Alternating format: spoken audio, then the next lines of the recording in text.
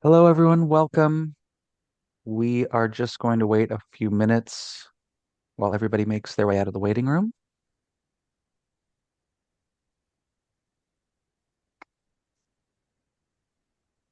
I want to note that although this is a webinar and there are no video or audio options, we do want to hear from you.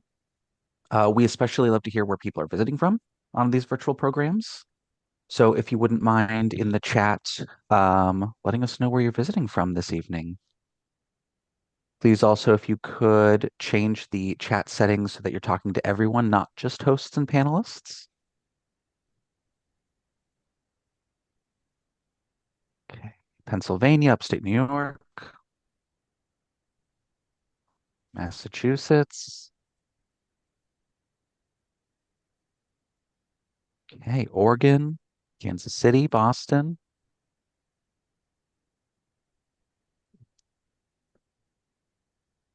Long Island, Sarasota, Connecticut. A lot of locals also joining. So it said like we can start when we have people from 20 states. Yeah. I wasn't We counting how need many states we our have so far. our first international visitor and then we can go. Then we can start. All right, I'm gonna call it. Good evening, everyone. Welcome. I'm Kat Lloyd, the Tenement Museum's Vice President of Programs and Interpretation. Thank you so much for joining us for our conversation tonight around the new book, Rituals of Migration, Italians and Irish on the Move.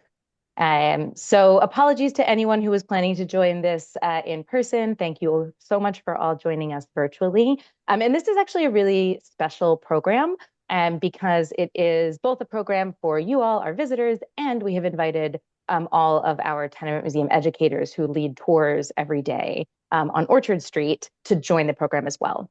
So if you've been to one of our programs before, you've heard me or our president, Annie Pollan, talk about how at the Tenement Museum, we really bring together your questions as the visitors. We bring those questions to historians like Dr. Marinari and Dr. Kenny, and then our educators share that research from the historians back with visitors on tours. So we have this beautiful life cycle of our programming and our tours and our research. And tonight's program, we will be talking about life cycles, but tonight's program is also really a representation of the work that we do here at the museum. So I'm going to turn it over to Dolan just to if there's any more housekeeping pieces, and then I will introduce our guests. Thanks, Kat. So, hello, everyone. Thank you so much for joining us. I'm really here just to support the program. Even though it is a webinar, we do want to hear from you. I'm going to be monitoring the chat throughout. So if you have any questions, any comments, or if there are any technical issues that you need to let us know so we can resolve them right away, that's where you can communicate. There will be a Q&A at the end, so I will be keeping an eye out for your questions. You can message them to me personally. You can wait till the Q&A, or if something strikes your fancy as our speakers are talking, you can go ahead and just add it in the chat, and I will pass it on later on. You might have noted that this is being recorded. It is just for our own internal purposes, although it will be on YouTube eventually, right, Kat? It Yeah, will so be it'll on go on our YouTube, YouTube yes, live. Yeah, but the chat will not be there. the chat will not be there. That's it for me. All right, fantastic. Thanks, Dolan. And we look forward to hearing your questions. So tonight's conversation is going to be about a recent book that came out last year called Rituals of Migration, Italians and Irish on the Move. And we are lucky enough to be joined by both of the editors for this super fascinating publication. So it's my pleasure to introduce Dr. Maddalena Marinari, who's a professor of history at Gustavus Adolphus College in Minneapolis, author of many really important books about immigration history. And Dr. Marinari also serves as the president of the Immigration and Ethnic History Society. We are also joined by Dr. Kevin Kenny, who is a professor of history at New York University, also the author of many important books about immigration, particularly immigration policy. Actually, both of their work looks at immigration policy in new ways. And Dr. Kenny is also the director of the Glucksman Ireland House at New York University.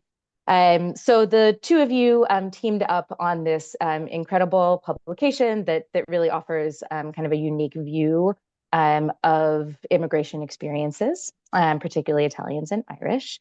And I should mention too that tonight's book is available through our museum shop with a special discount for public program attendees. So you can use the code Book Talk if you would like to purchase Rituals of Migration to read it for yourself.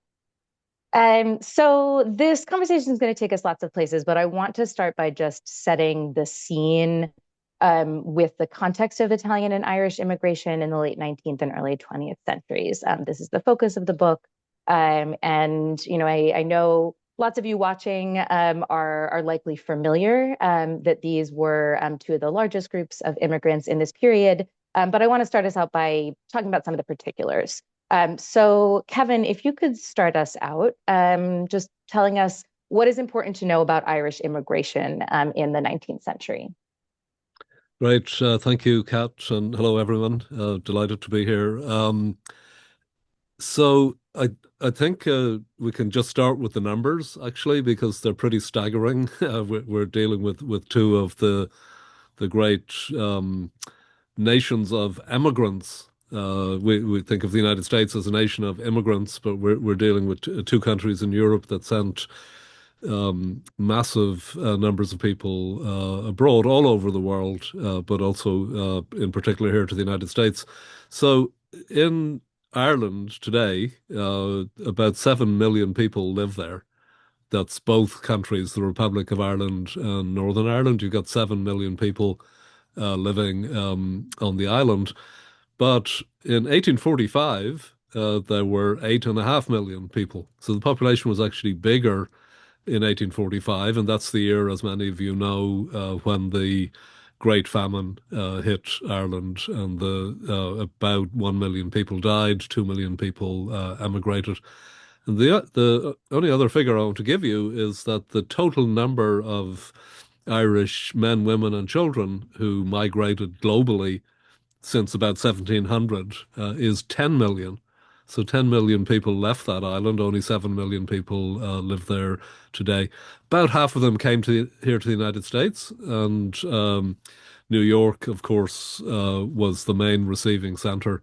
If you were to stop the clock in New York City in 1850 or 1860, you'd find that one in every four people in the city were Irish born, and that's not even counting their children. So just to start with the scale, something very unusual is happening when you have that many people leaving one place and many of them are coming here to the United States.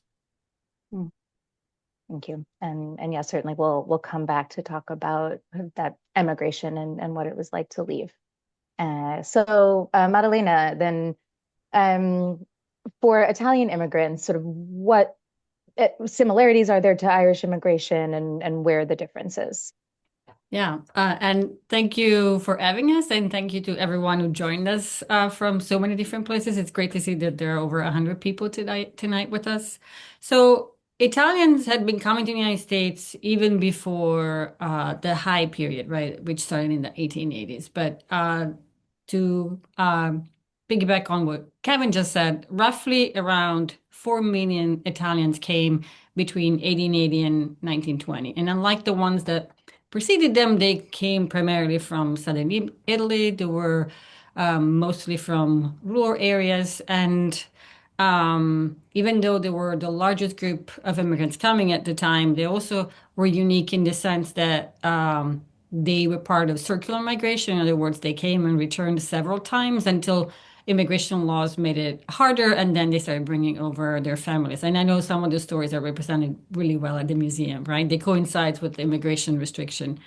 They also have really high return migration. We estimate about 60% of them eventually made their way back to Italy. So the scale is pretty similar, but the reasons why they left, economic pressure, social pressure, and political instability were some of the reasons why they left, but they approached the immigrant experience differently. Many of them, especially at the beginning, did not want to settle long term.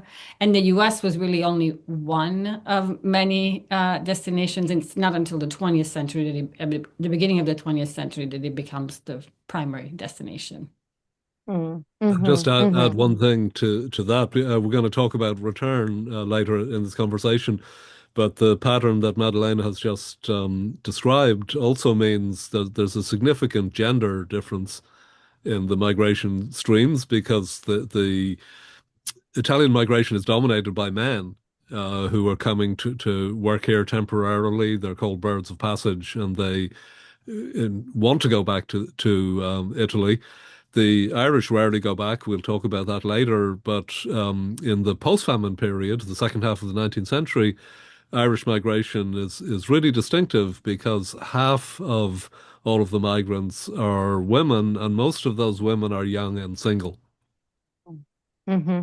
And they also Yes, have and different naturalization rates. While the Irish immigrants tend to naturalize right away, Italians are very reluctant to do it until they're essentially forced to by immigration laws, making it more difficult to go back. mm-hmm. Mm-hmm. So yeah, getting to some of these important distinctions, between these two groups, even as they are, as you were saying at the beginning, Kevin, these two biggest sort of sending countries, right? And this emigration is such a key piece of both of these stories. Um, and we're going to come back to some of the gender dynamics you were talking about, because that's really the case for the Moores, the Irish family that we talk about at the museum, and also the Baldizis, the Italian family. So both of these families will bring their story in as we're looking at the work from this book.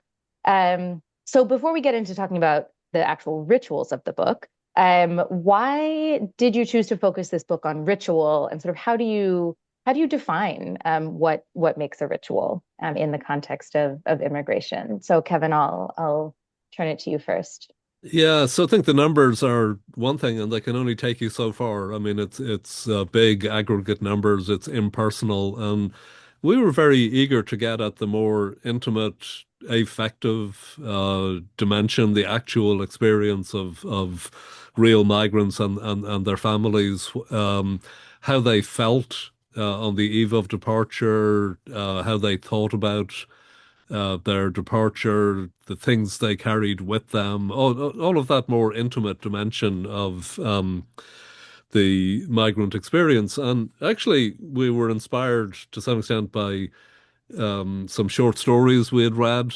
that bring this dimension to life, and by some films we had seen. Because, I sometimes think of the historian as like a novelist under oath, right? Doing history is very creative. It's filled with empathy and imagination, but you are constrained by the evidence. And so we were looking at, if you look at, for example, the Ellis Island scene in The Godfather, or if you look at uh, a number of short stories that we had read that were kind of bringing this to life, we just wondered to what extent could we do that as historians?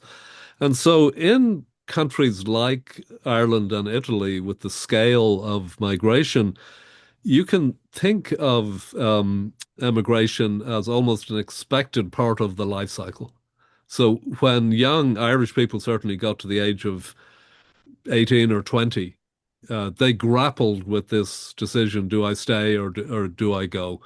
By 1890, 40% of all Irish-born people were living abroad. So a lot of them left. So you can think of migration, part of the expected part of the life cycle. You can think of it almost as a rite of passage.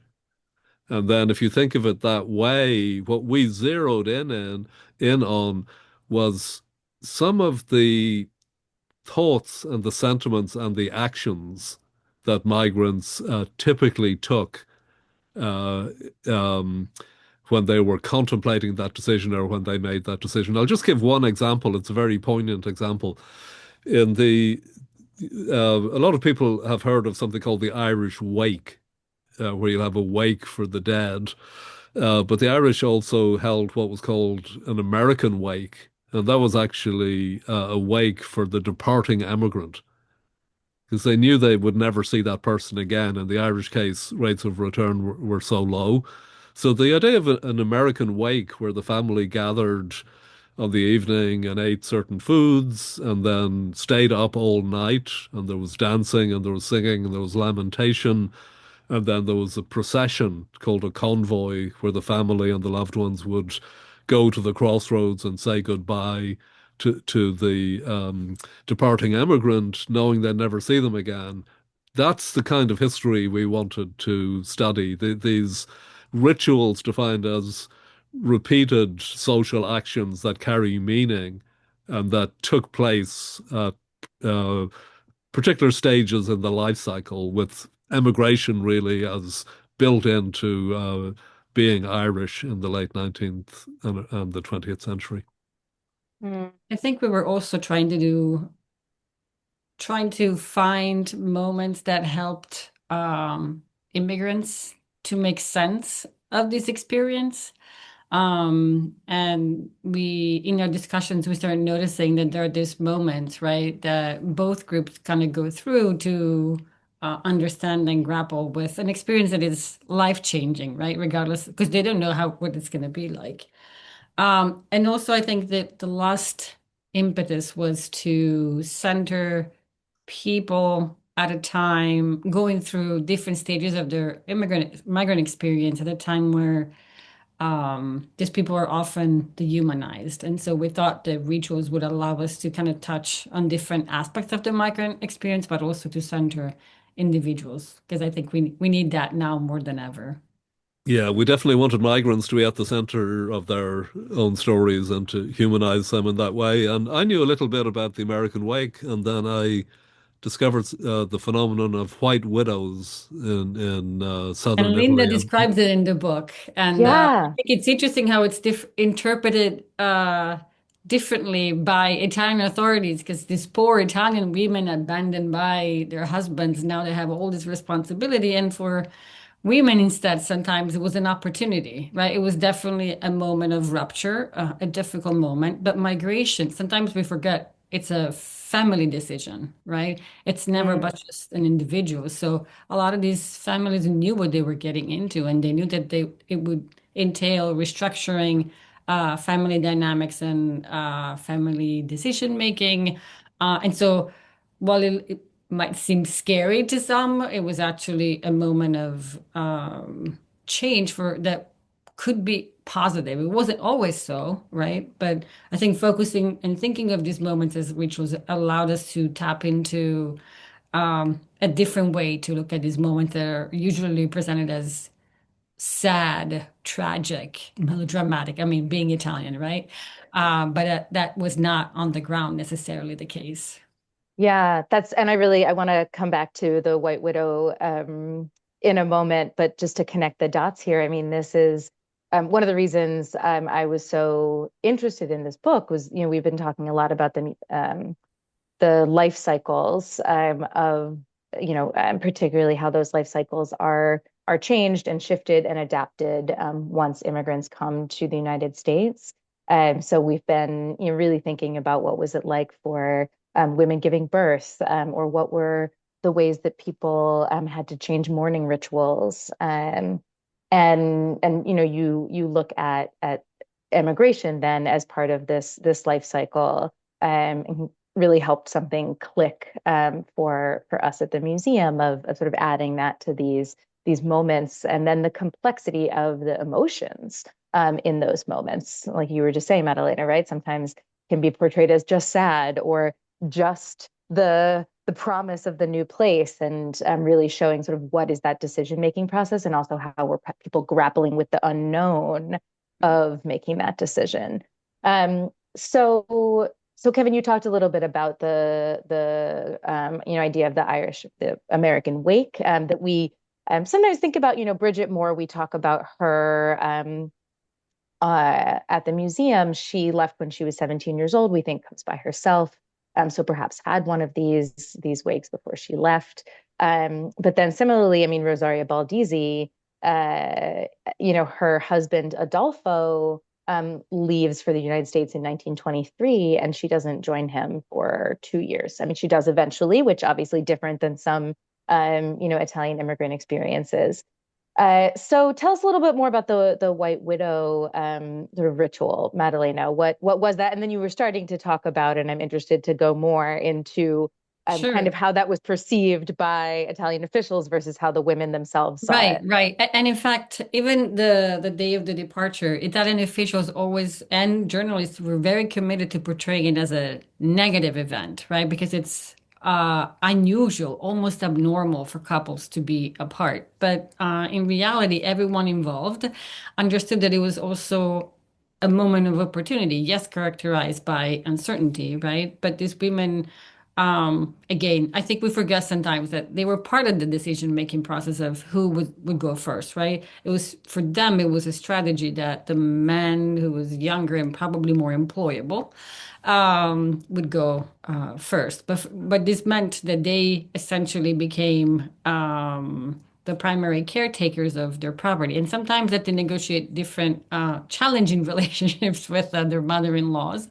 But for many of them was not just this terrible tragedy, but a way to adjust to a difficult situation and where they could find a lot more agency that I think we've been able to recognize in the past. Uh, Yeah, absolutely. And that they would mark this like when their husbands left, right? They would mark the yep. occasion by wearing white, right? Right. So that they would not, I mean, they would want to signal, right, that they're married, they're just not, their husband is just not present, right? Mhm. And And for in a how way that long? protected them as well, right? So that they could run like the farm, the home without having their authority necessarily challenged. There are Mm-hmm. some great short stories by a Sicilian author called Maria Messina that we read when we were working our way into this project. And in practice, it all breaks down, right? Because the marriage is made to try and uphold gender norms and hierarchies. The woman stays at home, the man goes abroad as a bird of passage. But then he takes a lover when he's abroad or takes a second partner. Often the woman at home will take, in these stories, will take a lover too, or she will end up, increasing her position in society by taking over the family business.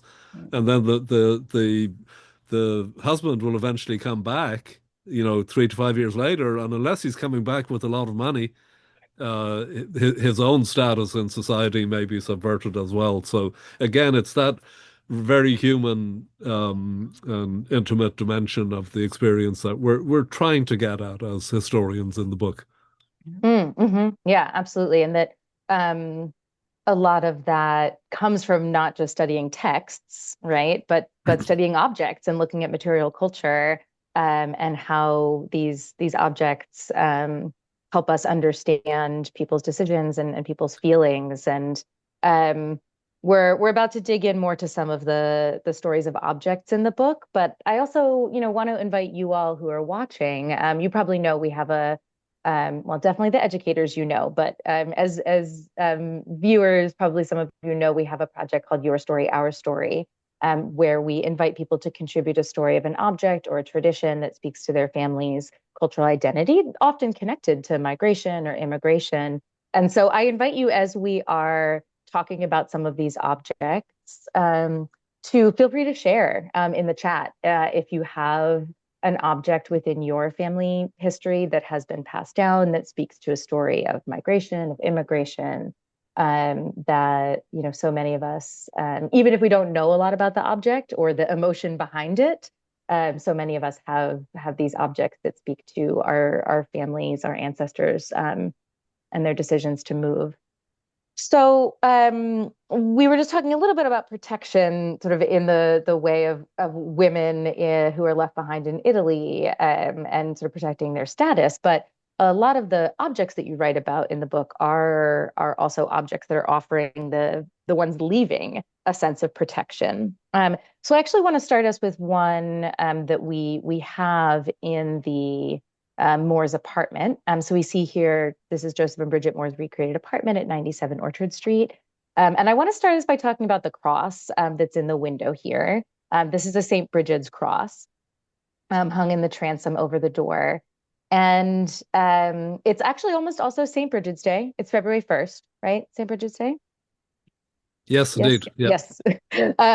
And so, Kevin, tell us a little bit about the St. Bridget's cross and kind of how this might have been used as a sort of symbol of protection.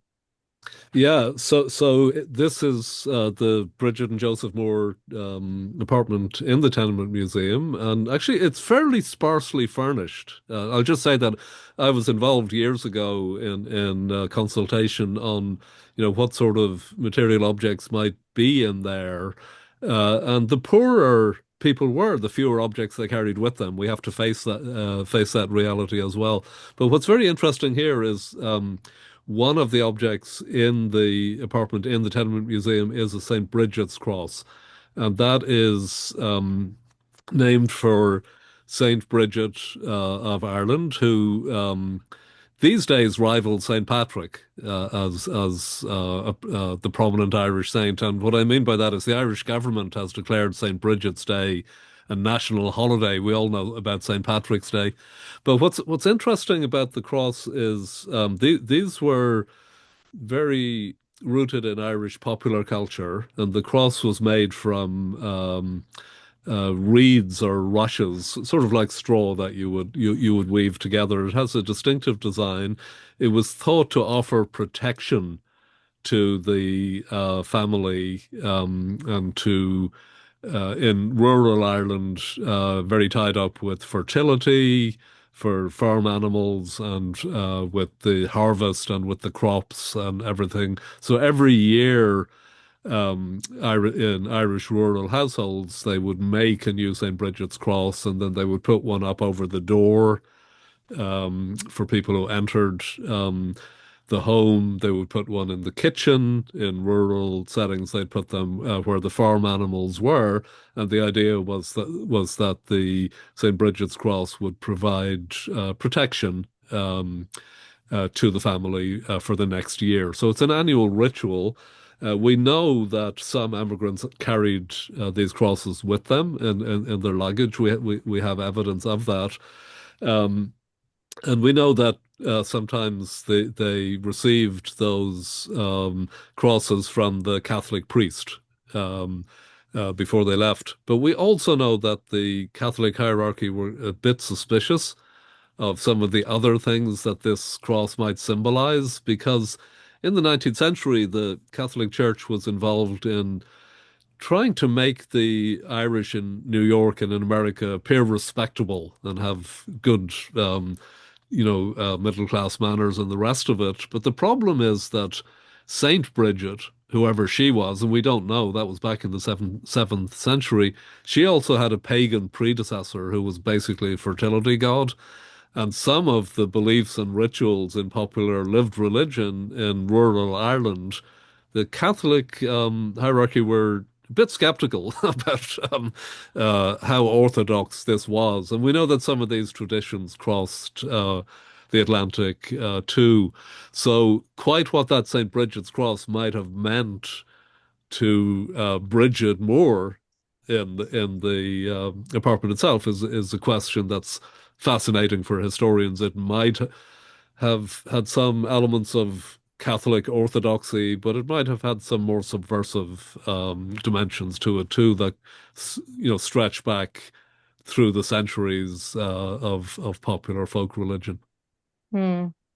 And you're Or writing an essay. superstitious value. I was going to say for a Yeah. lot of Italians, it was less about religion and more about superstition and trying to ingratiate yourselves to saints that might have any kind of power over your life.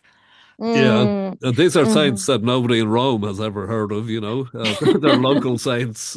Saint Bridget is not canonized. She's not. She's kind of recognized in Rome, but she's not officially canonized. So these are local saints, and so this whole notion of popular folk religion is very important in the migration. We get at it again in the book to the extent that we can. One of the most surprising things, and it always sticks out in my mind, that one of our authors found when she was looking at what immigrants carried, she found that some of them packed. Now, a lot of them would bring food, right? They had to stay alive on the journey. They would bring cooking utensils. But one of the foods she found that the Irish, some of them were bringing with them was called frog bread. So what is frog bread? Well, I didn't grow up eating frog bread. I wasn't familiar with it, but these were rural people who would uh, uh, take a frog and roast it and crush it and then mix it with oat and flour into a bread, and it was believed that that would help with fever. Now, ship fever was a terrifying thing for immigrants in the 19th century.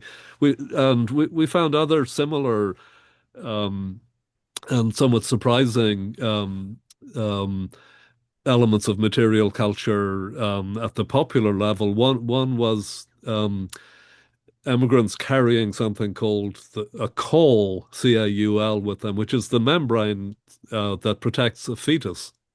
And after the baby was born, families would preserve the caul. Sometimes it was buried, sometimes they'd preserve it. And we know that immigrants traveled with a family caul and then sent it back to Ireland. And it was when they arrived, and the idea was that it would give them protection. And another example was the um, in some immigrants would would sew into their clothing a patch of menstrual blood or of pubic hair, which sounds very un-Irish, right? We don't go in for that sort of thing at all, at least until the 21st century. But this was to protect fidelity among migrants who were leaving. So there's a whole subterranean element to it. These are kind of clues and traces into what life was really like and how it was lived at the popular level. I think they also show that these rituals are, about making sense of a difficult part of your life cycle, right? This moment of transition, but they're also about identity, right? Trying to both connect to where you're from, and they mark a beginning in new world as well, right? Yeah, yeah, absolutely. And sort of what will help you feel more secure Right. as you transition from, the world you're leaving to the world you're going to. And, I think these examples are so potent and of course intimate and yeah, just really not what you find in the written record, right? That this Exactly, yeah. is So we to try and go beyond the written record and look at material culture to look at what objects can tell us, what clues they hold, what stories they tell. And of course, one of the I think most meaningful aspects of that has to do with cloth and textiles, because yes, cloth let's touches bodies and it transmits messages through generations. So that was a very exciting part of the book, I think, particularly on the Italian side. absolutely. And that's where I want to go next, actually, because reading that chapter on corredos and these bedspreads, it put the pieces together for me for something that we have in the Baldisi apartment. So if you've been on our tour where we visit the recreated home of Adolfo and Rosaria Baldisi, you might remember that in their kitchen, there are these towels hanging above the sink. And the one that you see here on the left, it's a little tricky to make out in this image, but it is embroidered with an M. Rosaria Baldisi, the mother of the family, her maiden name was Mutolo. So this towel actually belonged to her. Her daughter Josephine donated it to the museum, and it was part of Rosaria's trousseau when she got married to Adolfo. And so Maddalena, I mean, this for me, when I read this chapter, I was like, wait, this is what this is, right? So tell us about sort of these textiles that Italian women were making. Yeah, it's funny. I was just looking at my mom's trousseau when I visited her over winter break, and the rationale is always the same, right? It's something that the bride brings into the relationship, but it's not just something that you buy. You actually have to personalize it, and it's the personalizing that shows the level of skills that the bride brings into the relationship. So it's not just about material objects, but it's also conveying the message that there's a skill, right, that this woman can contribute to the family that might not necessarily be immediately apparent. And these trousseaux, I mean, they're were extremely valued, right? They clearly travel from Italy to New York City, and it also becomes part of a family identity, but also they're passed on from generation to generation as treasures, right? Reminding them of these skills that are perhaps not no longer as common, but they serve multiple purposes, right? It's about identity, it's about class, but it's also about sending a message about, right? These people might be from a less privileged background, but they still believe that this is such an important part of a marriage and a relationship. And that's why you will find it everywhere. Mm. I Yeah, think what we go ahead, Kat, sorry. no. Yeah. I was just going to say I loved yeah, the examples in the chapter in the book of the two authors of that chapter both writing about their own Right. families bedspreads But that it's had been interesting because passed one of down. them ends up donating this Yeah. beautiful bread spread to the daughter-in-law. Oh, the And daughter-in-law. That's not the yeah, daughter, right? yeah, So there's a lot of message going yeah. on there as well Absolutely. about So preferences and relationships that you develop. yeah, so I've seen. I married into an Italian family, and I've seen samples of the embroidered work that my mother-in-law would have brought as a trousseau, as a dowry in her trousseau, and then the follow-on ritual as these objects begin to travel the world, it is the transmission Right. of part of that corredo, usually to the daughter. Sometimes you said to the daughter-in-law. And we have a couple of pictures, Kat, don't we, of from the Yes, book of from the book. Here we go. Yeah, what I Um, like about this one, I don't think it's this photo, but essentially you have the genealogy of the family. So you have when it's who it came with and who eventually she drew new initials to give it to the yeah, embroidered into son-in-law. it. Yeah, And so they yeah, become mm, yeah, like books, right? yeah, So they don't write down what happened, but you can sort of trace that there's such a strong relationship between these two women that she ends up right donating it and stitching new letters on it too. right. Yeah, how the object changes and tells a story through what is there. Um, and And they're right. Yeah, Josephine didn't tell us that much more detail about these objects, but now having them as part of the museum, right, knowing that they belong to Rosaria and that likely, I mean, sounds like she would have embroidered that herself, right, as part of this. Probably, Um, yeah. and yeah, I think too important, like you were saying, Maddalena, the idea of how these objects help us understand um, the skill of the whether it's our ancestors or someone else's ancestors. That often comes up when we're looking at these stories of a cooking pot or a wooden spoon, right, thinking about all the skill that's involved in women's work of cooking or sewing, and how that as we're perhaps receiving like a physical object from ancestors, we're also receiving sort of this information about their character, their skill level, that helps us kind of understand where we've come from.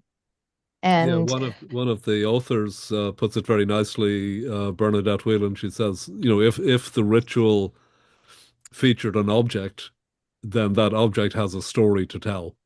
mm, mhm. Yeah, that's so much of what we do at the museum, right? Is what stories do these objects have to tell us about the people who use them? And I think it's Um, important to remember that oftentimes these people were not literate, right? So it's really hard for us to find, they did not have diaries, right, that we can draw from. And so these objects really help bridge that gap between what we learn from the historical record and what we can learn about these individuals themselves through the objects that they carried or decided to keep, right? Because you mm, have to make those decisions all the time. And I think it's striking, right, that you still have those towels that she embroidered. It's mm, because they clearly meant so much, right, in terms of who she was and her background and what she prized as she changed country. yeah, absolutely. Which just those decisions of what to keep. reminds me too about just the stories of suitcases. In I think is that in Bernadette Whelan's chapter as well Hmm. of just what the suitcase came to symbolize for, in particular, Irish families, and the way that for a daughter leaving and a mother being left, the suitcase represented two very, very different things. Oh yeah, yeah. And again, we turn to short stories to get at this. There's a wonderful short story called The Year 1912, written in the Irish language, actually, and available in translation and in English. And the opening word of that story is the trunk, and the trunk, which is the suitcase, is really a threatening object. It's the central character in the story from the mother's perspective. She finds the trunk that's sitting there waiting to be packed. She finds it very threatening. She doesn't want her daughter to leave. And then the perspective in the story changes, and we look at what the daughter, we look at it from the departing daughter's perspective and her excitement and the clothing she has in there and the objects she's putting in the trunk, including a sod of earth, a piece of the local farm, just to remind her of that. So, of course, the poorest of the Irish didn't have trunks. They just had the clothing on their back, or they might have a bundle on a stick. And so having a suitcase at all elevated you in the hierarchy. The poverty in both cases is really, really extreme.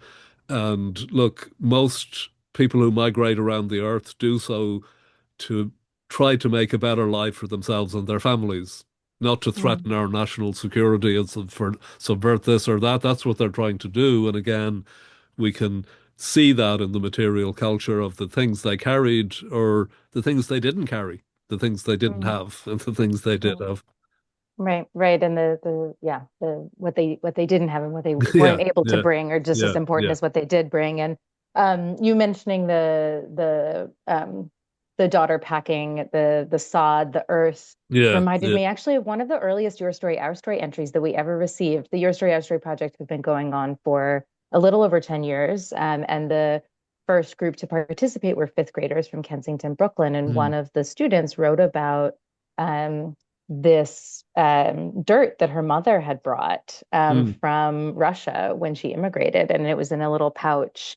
And you know that her mother was then able to use this earth to explain to her daughter about her life in hmm, Russia, hmm, and right, just the way that people are trying to hold on to the place that they're leaving physically, right? hmm, hmm. Um, and that because many of them aren't returning, but some of them are returning, right? So I want to take us to talk a little bit about these rituals of return in the book. And actually, let's start with you, Maddalena, of sort of talking about, you said about 60% of Italian immigrants return. And yeah, what were some of the sort of rituals involved in that experience? So there's always a moment of, and I think that this is true for both Irish and Italians, of trying to navigate a place that looks familiar, but at the same time is not. And then coming to terms with the fact that you as a person have changed because of this experience that you've had, right? So I think there are two ways in which we explore return in the book. One is a permanent return, and that sometimes is quite painful. But also we see what happens when the descendants of these immigrants go back. And one of the most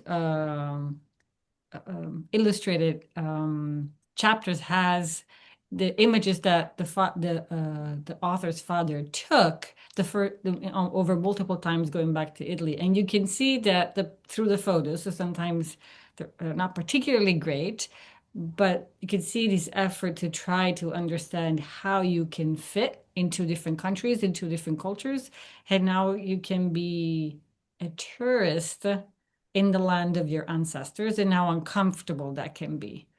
At the same Mm, time, through the camera lens, you get to see how much this experience has improved your standard of mm, living, right? Your family um, prospects. And so I think these moments are always bittersweet, right? Right, because they're kind of a moment of reckoning, and so um, there are always some sort of mementos involved, some sort of there's always tension, sometimes fight. Amazingly enough, I think in the book, the more memorable fights are among Irish rather than Italians. We tend to be more melodramatic, but not in this book. But you also see this effort to kind of reconcile, right, these two parts of your identity, even not necessarily in the first generation, even 2, 3 generations further down the line. Yeah.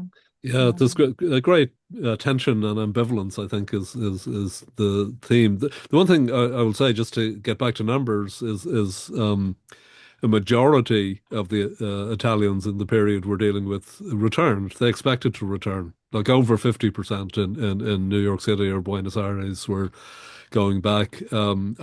Irish rates of return are among the lowest that we know of. Irish and Jewish Yeah. in this period are among the lowest. They don't want to go back where they came from. They don't have a whole lot to go back to, and so Irish rates of return are well under 10% compared to over 50% for Italians. When the Irish go back, they start to go back more in the 20th century.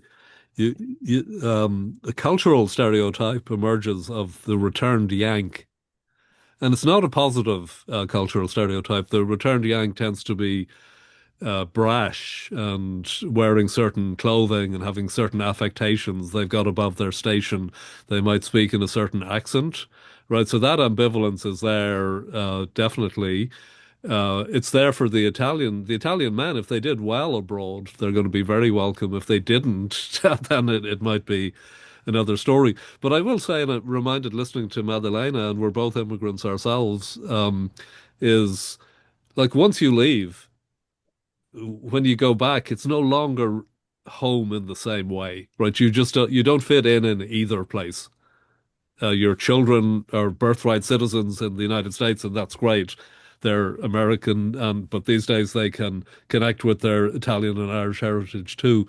But I'm as an immigrant myself, I'm not convinced that the immigrant generation ever assimilates because I think we're always, when I go home, it's not home.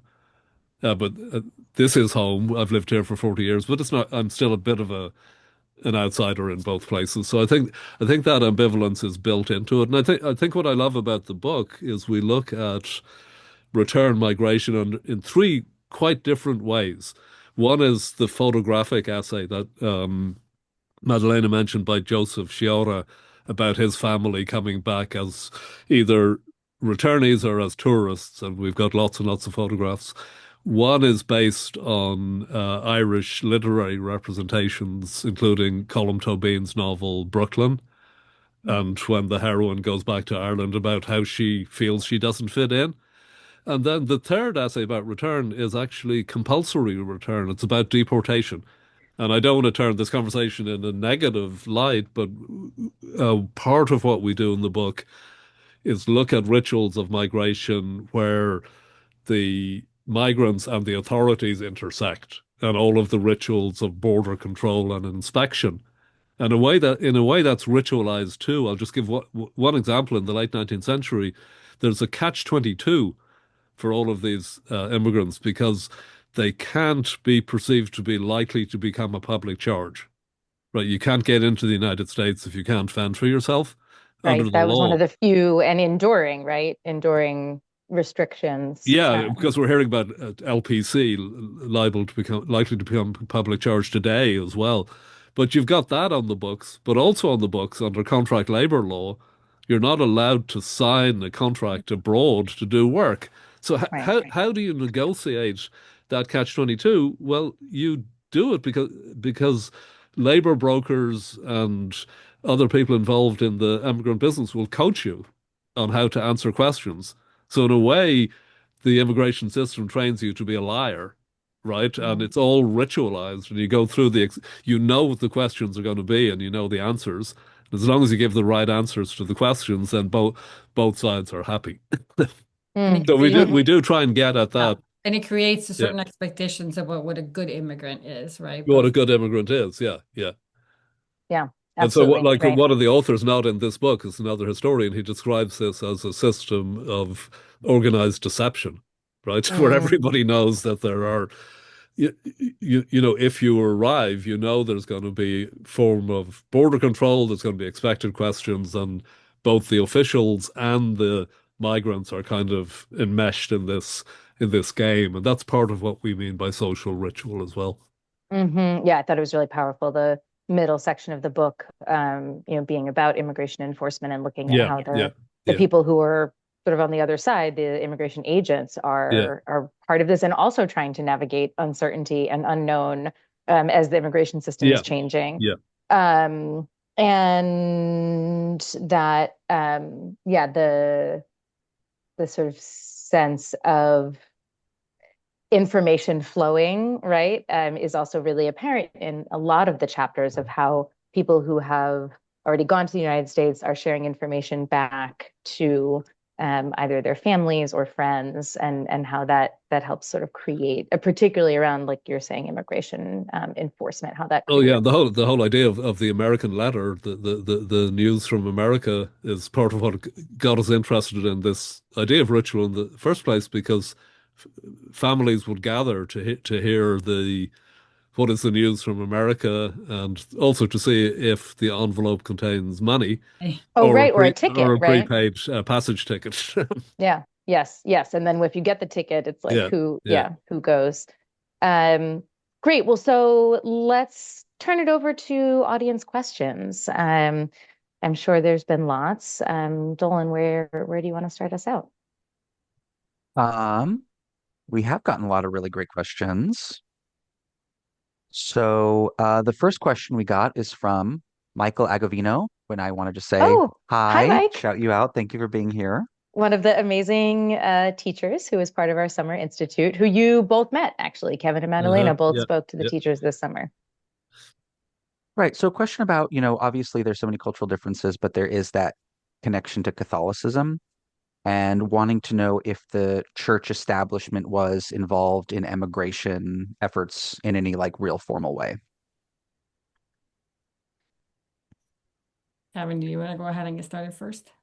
Um, Sorry, I didn't direct that to either of you. yeah, Kevin, you go first. if you like, yeah. No, I've just been looking into that question this week, actually, in my own research, and it actually, Maddalena, involves Minnesota, and it's uh, a colonization effort by the Catholic Church to move poor immigrants out of New York City and Boston onto land in Minnesota. It involves about 4,000 people. It's substantial. And then some of it also involves movement directly from the west of Ireland to Minnesota in the middle of winter, and it doesn't end well.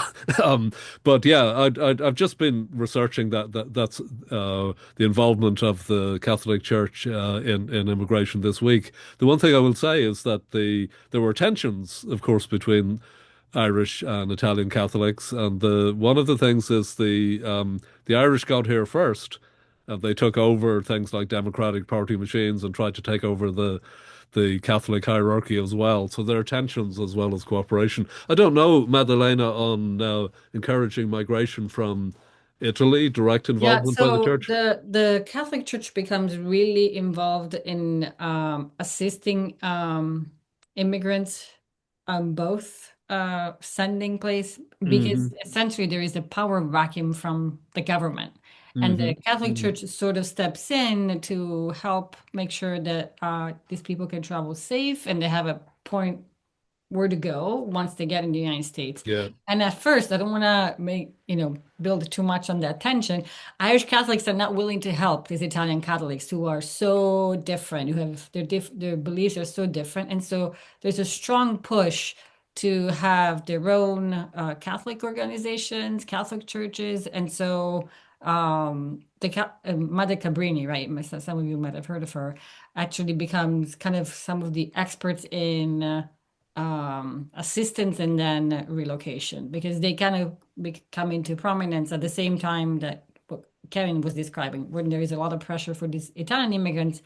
not to stop in New York City, but to move on to other destinations. And so, but they're not encouraging or discouraging. They're just providing assistance in both sending country and receiving country.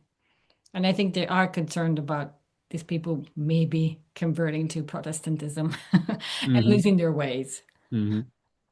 Just going to jump off of that actually, because there was another question about whether Catholicism was a unifying factor for these two groups. Did they see themselves as fellow Catholics or different or indifference? Briefly, I'd say a couple of things. One is there is a big disparity between what the Catholic hierarchy is teaching and hoping that ordinary people will believe and what they actually believe in their, lived practice of religion. And I gave the example of the St. Bridget's Cross, which could mean different things to different people. As far as Catholicism being a unifying force among immigrants, I think the general pattern is that at first Irish Catholics will marry Irish Catholics, Italian Catholics will marry Italian Catholics, Polish Catholics will marry Polish, and I think starting around the 1920s, which is significant because that coincides with an immigration restriction as well, get the emergence of something more like a pan-Catholic identity, whereby a marriage between an Italian and an Irish, like my own, I married an Italian immigrant, won't be looked down upon as a mixed marriage, but as a pan-Catholic thing. But I think that develops over time, and I think there's a lot of turf war and suspicion and a lot of control, depending on partly on the Irish getting here earlier, right? I think there's a lot of tension until about the 1920s, 1930s would be my overall sense. There's also another element perhaps to keep in mind, and I'll be brief. Italian immigrants are very wary of authority, whether they're governmental authorities or religious authorities, and so that creates an additional level of tension. Yeah. Uh, Yeah. Someone asking about if there was an official policy or response by immigration officials to Italian proxy marriages. Not that I know of. So, actually, this is a really good question. It's just so American authorities are really worried about immigrants and their marriages, just not those of white immigrants. So there's a lot of concern about Japanese male brides, but there is not the same uproar Hmm. with Italians who were pretty much doing the same. So race plays a crucial difference in this case. Someone asked if there's a correlation from like an origin point in Ireland or Italy to where they settle. Do we see like that kind of pattern? Oh yeah, yeah. Such an important theme. So the theme of regionalism and its transatlantic continuity is so important in both cases. Um, Even better known, I think, in the Italian case that Maddalena will talk about. But you definitely can trace, in the Irish case, people from one part of Ireland to specific neighborhoods. 5 Points in New York, you can trace the families from Kerry who clustered together, or you could look in labor migration, you'll find copper miners coming from one part of West Cork and being routed towards Butte, Montana, to give another example where there was copper mining. So that theme of regionalism is so important. In fact, to the extent that we would often say that Irish and Italian people discovered their Irishness and Italianness in America.